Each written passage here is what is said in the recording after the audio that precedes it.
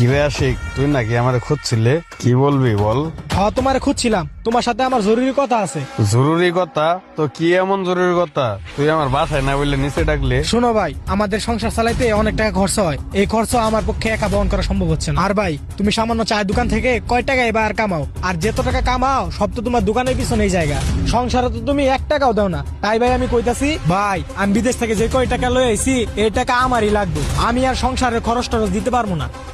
এই সংসারে আমি টাকা দিয়ে দেখা আমার বউয়ের লগে অনেক ঝগড়া হয়েছে। আর আমার শাশুড়ি এইসব পছন্দ করে না। আর যে আমার কাছে 20-30 লাখ টাকা আছে, সেই টাকা নিয়ে তাদের বাড়িতে যাইয়া অনেক উন্নতি করতে পারবো আমি। তাই ভাই আমি কইতাছি, তোমার 2টা পোলা মেয়ে আছে, এই খরচা আমি দিতে পারবো না, আর সংসারের কোনো খরচা দিতে পারবো না। কি বলতেছস আশিক তুই এগুলা?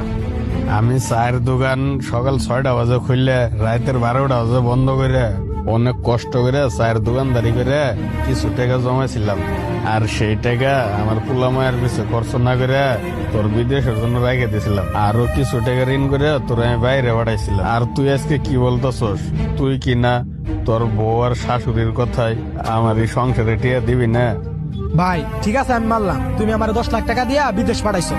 এতদিন তোমার পোলা মায়ের খরচা চালাইছি, সংসারে যা লাগে সব খরচা আমি চালাইছি। আর বিদেশ থেকে আওয়ার পরে সব খরচা তো আমি চালাইলাম। আর তুমি কি কইতেছো এখনো তোমার 10 লাখ টাকা সুদ হয় নাই?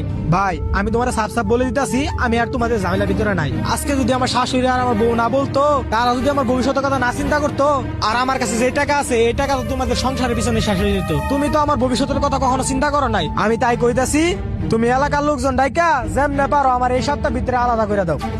আচ্ছা ঠিক আছে ভাই, সমস্যা নাই। আমার পোলা মায়ের রে আমি যেমন কষ্ট করে মানুষ করবো। আমি সবসময় চাই তুই ভালো থাক। আমি যেভাবে তোর ব্যবস্থা করে দিতেছি। আচ্ছা ঠিক আছে, কথাটা যেন মাথায় থাকে।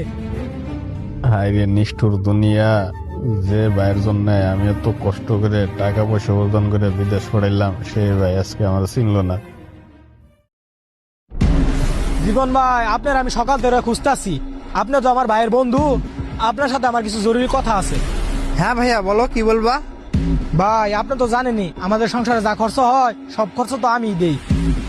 ভাই বিদেশ থেকে 20-30 লাখ টাকা লয়ে আইছি, সব টাকা যদি সংসারের পিছনে খরচ হয়ে যায় তাহলে আমার ভবিষ্যৎটা কি হইব? ভাই দোকান থেকে যে টাকা ইনকাম করে সব টাকা তো তার দোকানের পিছনে মাল কিনতেই লাগে। সে তো সংসারে 1 টাকা দিতে পারে না।